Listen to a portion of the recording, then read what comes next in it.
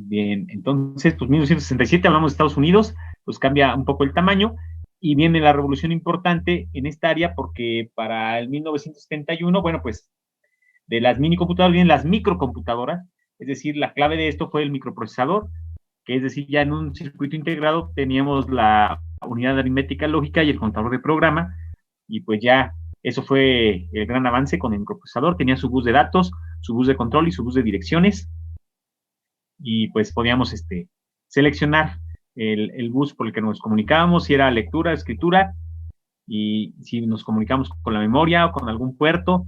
Entonces fue muy interesante lo que se dio en esos años y fue precisamente en 1971, el primer microprocesador fue de Intel, el 4004, era de 4 bits, pero ya era un circuito integrado, chicos. Eso fue la revolución, realmente. Había ya bastantes miles de transistores ahí adentro y en ese encapsulado, ¿no? Entonces se logra dar la primer pues, microcomputadora, realmente, con el microprocesador. Dice por ahí en la reseña aquí de nuestro autor, que estamos citando aquí al compañero Astrom, de su obra, dice, se desarrolló originalmente para una calculadora y resultó revolucionario para su época. Contenía 2.300 transistores, era un microprocesador de arquitectura de 4 bits que podía realizar hasta 60.000 operaciones por segundo, trabajando a una frecuencia de reloj de alrededor de 700 kilohertz. Imagínense, chicos, ustedes van a estar con 20 MHz y a lo mejor con PLLs en el 4550, pero imagínense, 700 kilohertz. En el año 1972 salió el primer, allí tengo un error, es el primer microprocesador de 8 bits, el 8008 de Intel. Dejen corrijo aquí material didáctico, ya que le encontré el detallito. Es el primer microprocesador de 8 bits, el 8008 de Intel. Y le apuntamos hasta ahí de favor.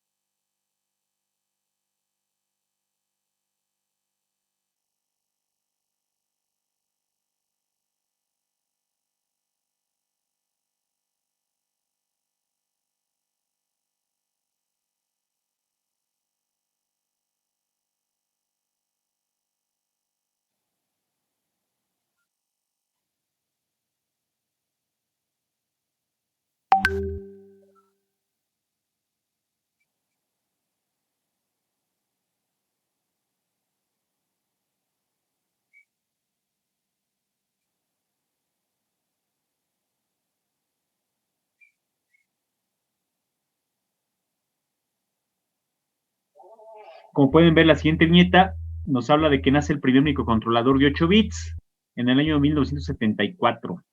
Es decir, mientras en el 71 teníamos el microprocesador y había que tener la memoria RAM, la memoria ROM, los puertos y los buses de control de direcciones y de datos, pues en una placa, en una tarjeta, o el sistema mínimo computacional lo teníamos de esa manera, pues imagínense, para el 74, solo 3 años después, fue posible tener en un mismo circuito integrado el microprocesador, los puertos, los buses, todo dentro del mismo chip.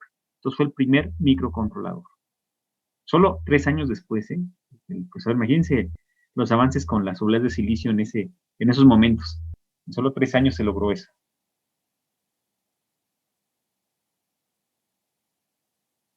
Y fue de 8 bits ya, ese microcontrolador.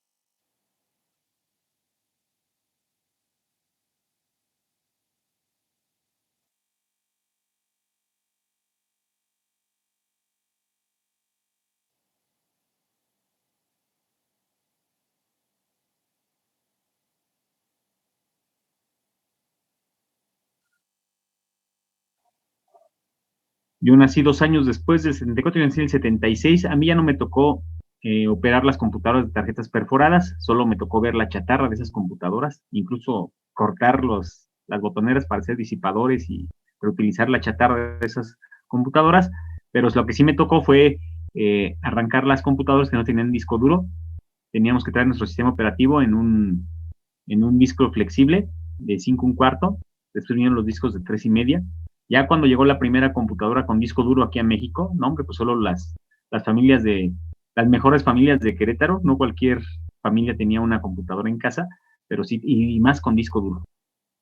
Ya después nos llegaron, ya por regresar del Cebetis, ya casi para llegar a la UAC, al Cebetis nos llegaron algunas computadoras con disco duro, pero la verdad, yo estudié la prepa llevando el sistema operativo en un disco flexible de 5 1/4. Después llegaron los de 3 1/2, los floppies, y esos, pues ya ahí podíamos llevar nuestra tarea y bueno, pues ya aquí en la UAC, ahí donde está el centro de cómputo, lógico, nada más era de una planta y muy sencillito en aquellos años, el sábado de 1994, pues nos enseñaron a programar en Pascal. Basic aprendí en la prepa, pero Pascal aprendimos aquí en la UAC. Y ya más adelante, pues aprendimos el C. Pero fueron tiempos interesantes y nos tocó ya buenas computadoras en la UAC. En el Cebetis, no, en el Cebetis todavía les digo que traíamos nuestro sistema operativo en un disco de 5 1/4. Eran unas computadoras más o menos eran IBM y Printafon, esas eran las marcas, y eran monitores Hércules, y tenían el fondo negro y pendían a veces con letras anaranjadas o letras verdes, y así era como trabajábamos. Por cierto, había un procesador de palabras, no se me olvida su nombre, por la UNAM. Ojalá la UNAM, como no siguieron con esa línea de hacer software mexicano, padrísimo, se llamaba ChickWriter. Ah, qué bonito jalaba ese procesador de palabras, me gustaba mucho hacer mis tareas en ese programa. Ya después llegó el Works y el Word, pero la UNAM tenía su procesador de palabras y jalaba muy bonito. Pero pues nada, ya no le siguieron echando dinero ahí y pues bueno, llegó el monstruo de Microsoft y ya con su Office, pero me tocó usar el ChickWriter, ese se llamaba el software de la UNAM, para mis tareas y mis trabajos en aquellos años.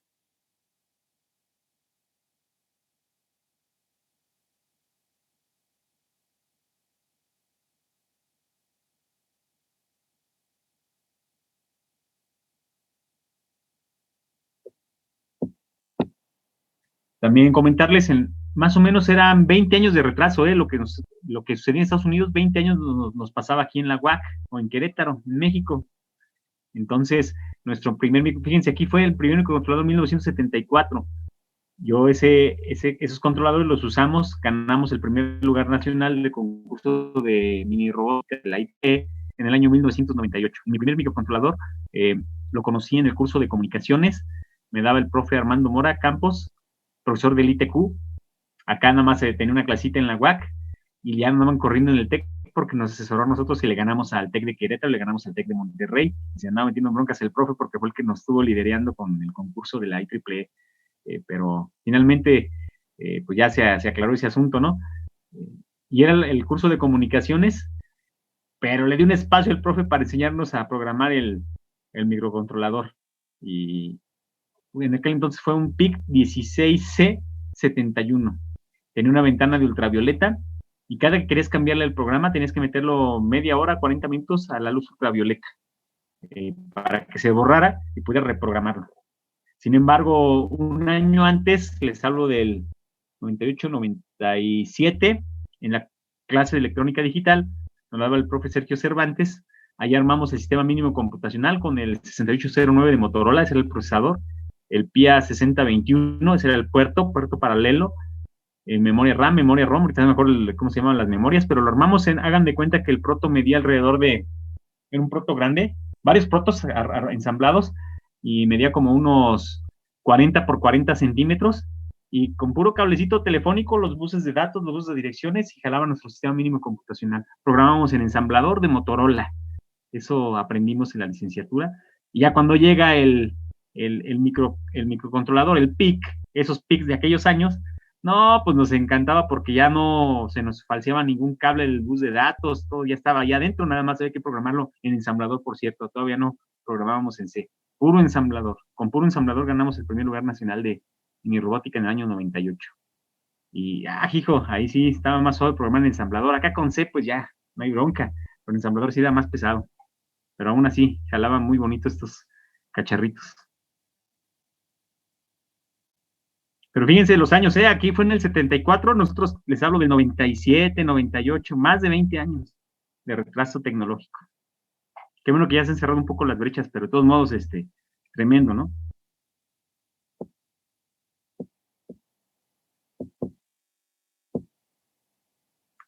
Dice, por ahí nace la computadora personal de propósito general en el año 1980. Eso fue en Estados Unidos. Ya, ahora sí, casi cualquier familia podía tener una computadora personal en casa, una PC, y bueno, pues échele 20 años después, ¿no? Acá para el 2000, eso estaba pasando en México. Pero es lógico, sí las había conocido ya esas computadoras en la prepa, ¿no? No lo tenía yo una en casa, pero sí, bueno, sí tuve una, era una Atari. Teníamos usados los videojuegos, luego el Atari, y se conectaba a la televisión, y era computadora también. Nos permitía hacer una que otra tareita por ahí. Tuve un Atari, y bueno, ya después los Nintendos y los Sega y todas esas cosas, pues sí teníamos mis hermanos y yo, pero sí un Atari llegamos a tener. Eso estuve en un IBM ya en la prepa. La prepa, sí es cierto, la IBM, ya me acordé. Esa era una 386. No, ya en la carrera, inicios de la carrera, tuve una 386, una IBM, por ahí, que nos vendió un primo. Pero pues no, tener aquello no era muy común en las familias en aquellos años. Bueno, por ahí la parte fíjense que el FPGA también es ya bien, bien viejo, ¿eh? Por ejemplo, la computadora personal de proyecto general, la PC, 1980, pues vean que el FPGA es de 1984. No crean que es algo muy novedoso, innovador, ya también es algo viejo relativamente. Sin embargo, pues sí es muy, muy potente por su flexibilidad, y si haya verdaderamente un bajo nivel, desde mi punto de vista, pues es el más bajo nivel precisamente es en el hardware, porque aquí es el procesamiento de señales en hardware.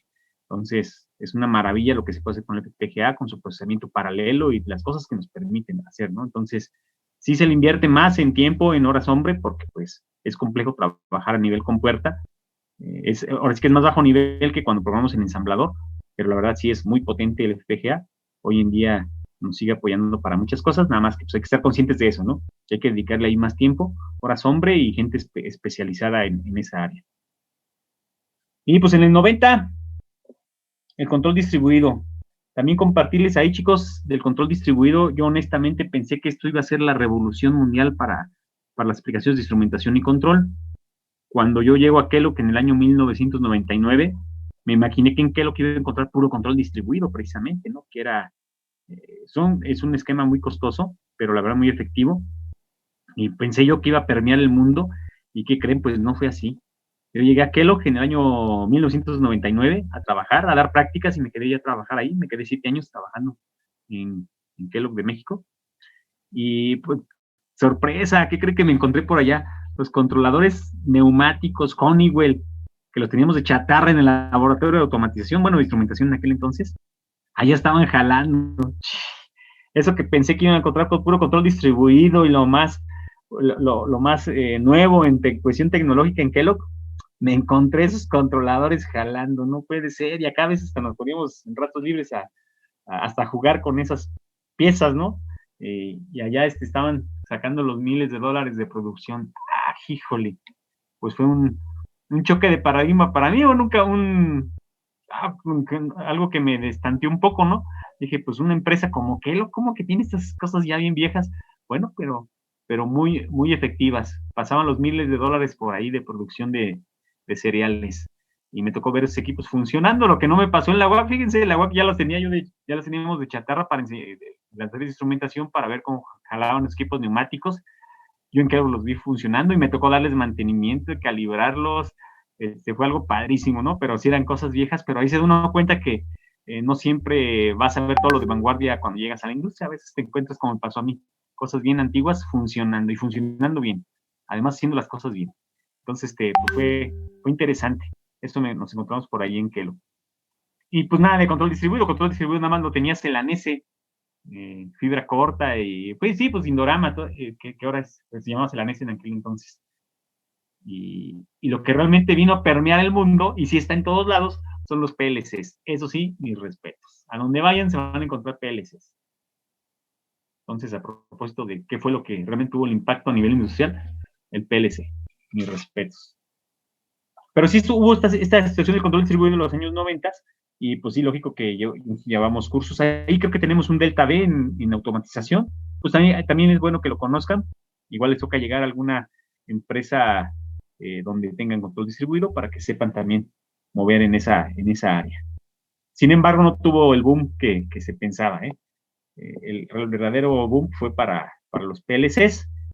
También en el 90, pues, la internet, ¿verdad? Así es que también ya tiene sus añitos. Y bueno, pues cada vez vamos avanzando en el sueño, ¿no? De tener el control completamente remoto y por internet a distancia. Sin embargo, como aquí hay el tema más crítico, más delicado de la teoría de control, que es la estabilidad o la seguridad en términos mucho más coloquiales, pues no podemos darnos el lujo de tener un control que ponga el riesgo a las personas o a los equipos. Ya que imagínense una caída en el sistema. Ahorita yo mismo se me acabó la energía y me desconecté. Cosas como esas. El compañero que le falló la computadora, imagínense un reactor nuclear en otro continente y que se nos cae el control y truena, pues lógico que... Pero bueno, lo que sí podemos hacer a distancia de manera muy efectiva es el monitoreo. Entonces, pues sí, la internet ha revolucionado, y pues los sistemas, cuando mandamos un set point remoto, ya es algo que nos agrada. Y les va a tocar a ustedes vivir esto que les platico en carne propia con su robot balancín. Sé que la emoción la va a sentir más el que es anfitrión, ¿verdad? Pero los demás lo van a ver aunque sea por la camarita. Que cuando ya le jaló y le jaló remoto, ahorita va a ser un Bluetooth, pero ese Bluetooth, imagínense que fueran kilómetros de distancia, o que estuvieran haciendo una cirugía desde aquí, desde la Ciudad de México, de la Ciudad de Querétaro, y el paciente estuviera en Canadá, y no tengan que ir allá a operar y les paguen los millones de pesos por hacer una cirugía a médicos mexicanos desde su casa. Oh, ¿qué les parece eso? Suena interesante, ¿verdad? Bueno, finalmente para allá va la situación. Entonces pues estarán, lógico, haciendo cuestiones más confiables para seguramente vía satélite, un poco más robustas, al menos que haya tormenta solar, pero pues ahí no hay que programar cirugías, ¿verdad? Como quiera acá abajo, si pasamos fibra óptica por el mar, ¿qué tal si hay movimiento de placas tectónicas, tsunami? Pues se va a trozar la fibra óptica. Pero acá, mientras no haya tormenta solar, jala bien el satélite, nos echamos una cirugía a distancia, ¿no? De hecho, ya las hay, nada más que, pues no, con todas las precauciones. Y además, pues si algo pasa, que haya un equipo local que le entre al quite, ¿no? Si algo llegara a pasar, ¿no? Se nos corta la telemetría por ahí y el telerobot. En fin. Bien, pero el Internet, la verdad, sí ha revolucionado nuestro mundo, y también todos lo vemos a los temas digitales. También hay que reconocerlo, ¿no? Si los temas digitales, esto no sería como es. Imagínense si no hubiera pasado esta revolución que estamos viendo aquí, toda esta evolución de los sistemas digitales, y nos quedamos con los aplicadores operacionales. A ver, alguien que le haya tocado calcular un exponencial o un logaritmo con un operacional, ¿alguien le tocó esa experiencia con el compañero José Luis Avendaño, con el profesor José Luis? ¿O calcular una raíz cuadrada con un operacional?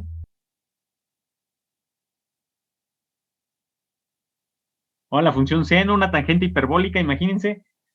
Y ya, pues, con C++, pues venga. O incluso con el FPGA ponemos un lookup table o un Cordic. Hay muchas cosas, muchas maneras de hacer las cosas, ¿no? Sin embargo, con los operacionales, hijo, ya no había mucho para dónde hacerse.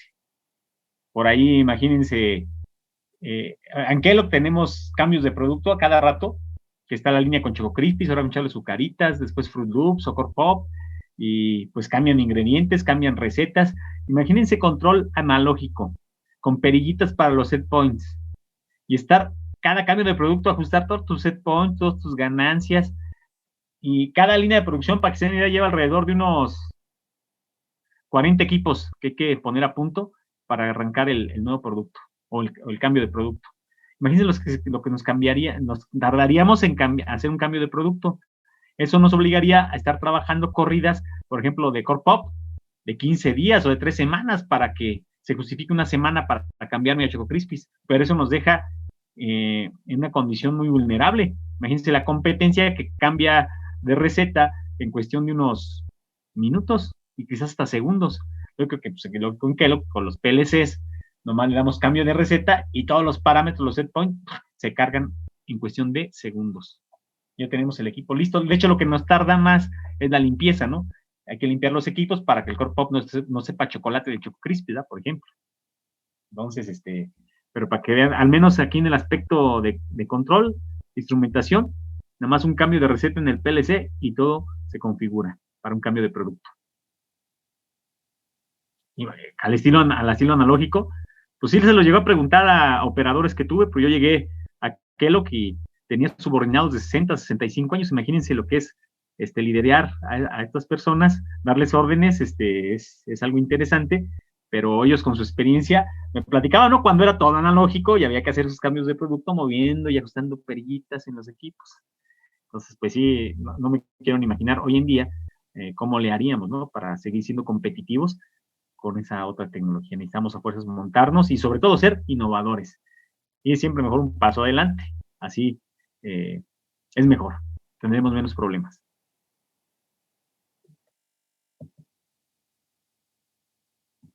Bien, ¿alguna pregunta hasta aquí con esta última viñeta con el internet?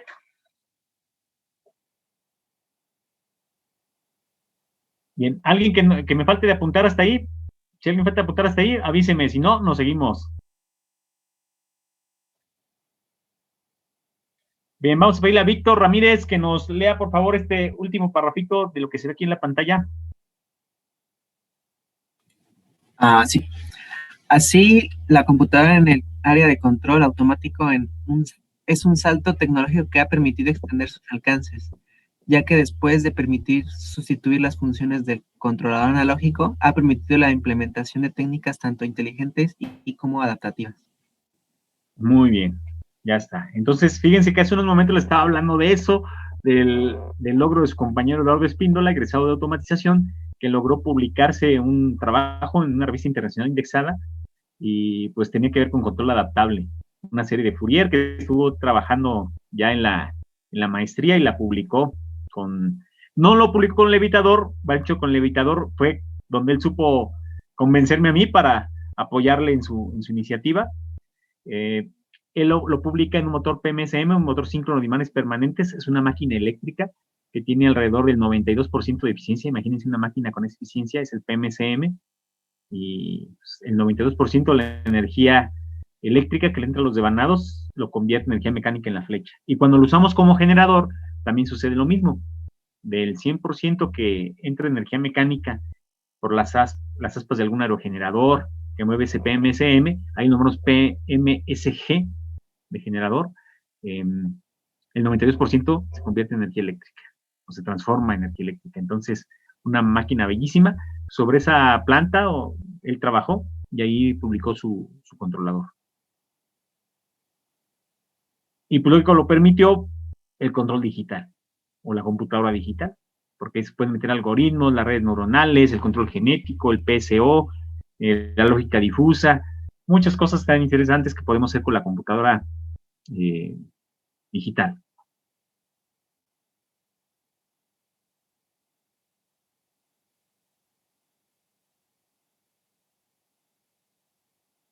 Toda la inteligencia artificial, sistemas metaheurísticos, todo lo podemos hacer de una manera fácil.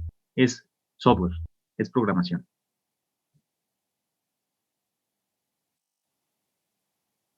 De otro modo, si hubiéramos ido con lo analógico, imagínense nada más para hacer un algoritmo para montar una cosa como estas en electrónica analógica. Ay. No, pues no me quiero ni imaginar el tamaño del diseño, la placa, el tamaño, el consumo de energía y primeramente la viabilidad, que sea factible, que sea viable. A lo mejor ni siquiera es posible hacerlo en el corto o mediano plazo.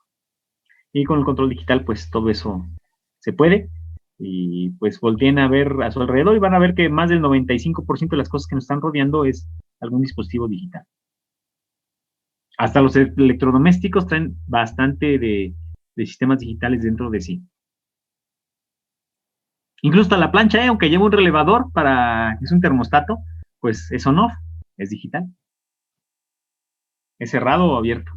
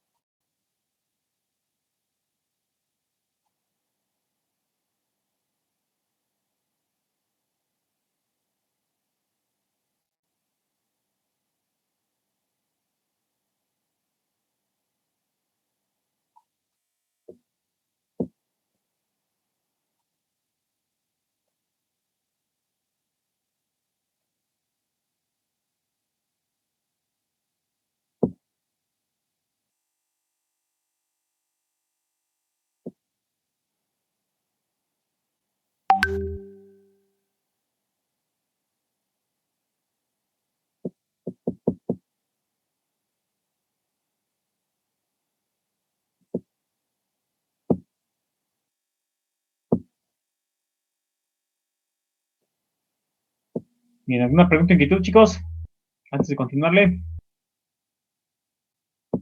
Bueno, seguimos.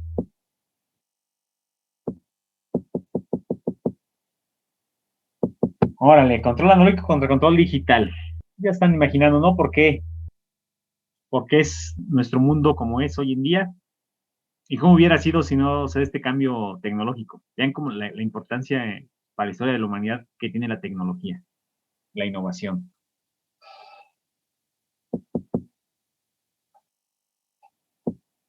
Bueno, aquí en pantalla tenemos una señal analógica. Como en las clases de matemáticas podemos ver que es continua, ¿por qué? Pues no tiene saltos, diciéndolo coloquialmente. Si es derivable en su intervalo, en todo punto. Si no fuera derivable, pues había alguna discontinuidad, algún salto, algún escalón, y ahí pues no es derivable. Pues tiene esa característica. Van continuamente a lo largo de su rango y no tienen saltos repentinos. Ahí tenemos una señal continua, señal analógica. Tenemos el tiempo como eje horizontal, en el dominio del tiempo, y la x de t, pues es el contradominio o la imagen de esa función, que ahí la tenemos de manera gráfica. Entonces, pues algo que hemos visto ya desde la prepa, la secundaria, estas funciones continuas, es algo muy, muy común. Sin embargo, ¿qué va a suceder cuando vemos una señal digital? Vamos a ver qué cosas van a cambiar, incluso de la misma señal, que va a haber de novedoso al digitalizar esa señal. Los apunten por ahí, por favor, este parrafito y la figura.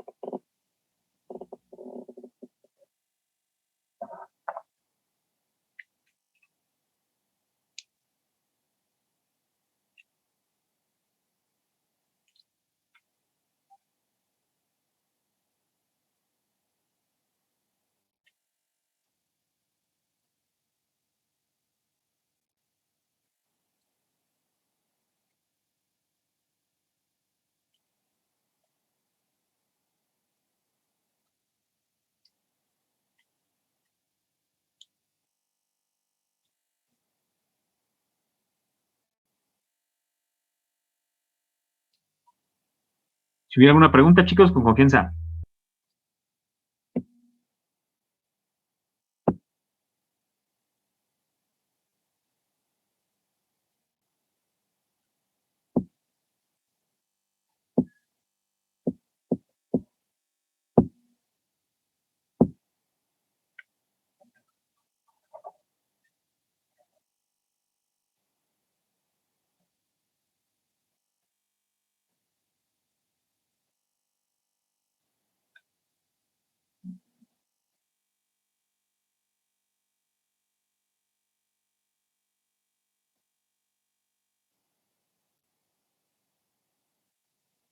Bien. ¿Qué va a pasar cuando digitalizamos esto? Bueno, pues aquí tenemos la señal digital. Incluso es la correspondiente señal digital a la analógica o continua que vimos hace un momento. Por aquí dice, vamos a pedirle a Andrés, ¿nos apoyas de favor con la señal digital? Sí, Doc. A ver, permítame. Sí, Te Doc. escuchamos, Andrés. Es una señal digital. Es una señal con un número limitado finito de valores distintos en amplitud, y esos valores están definidos solo en instantes discretos de tiempo.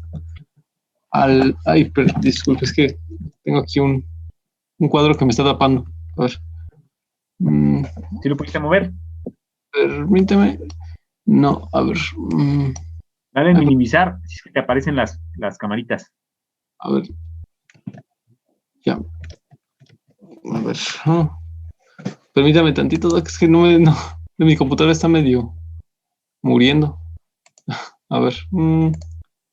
Ahí está. Ya. Sí. A lo largo de todo su rango.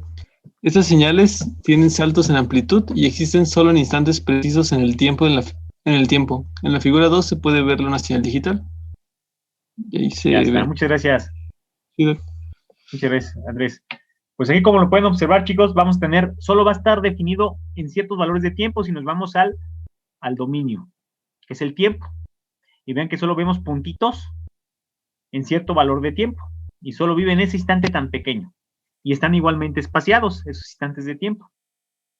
Se muestra de una manera periódica y pues tenemos esa forma en el dominio. Y en el contradominio, pues también, chicos. Ahí tenemos solo posibles valores de altura o de magnitud. Es como una escalera, tiene escalones, están definidos y va de tanto en tantos centímetros. Se vería muy fea una escalera que fuera con distintas alturas de escalones, pero pues también puede ser, se puede hacer sin ningún problema. Igual en el tiempo podemos muestrear no de una manera periódica, sino aperiódica. Pero eso tiene sus consecuencias matemáticas. Cuando queremos modelar eso que está sucediendo,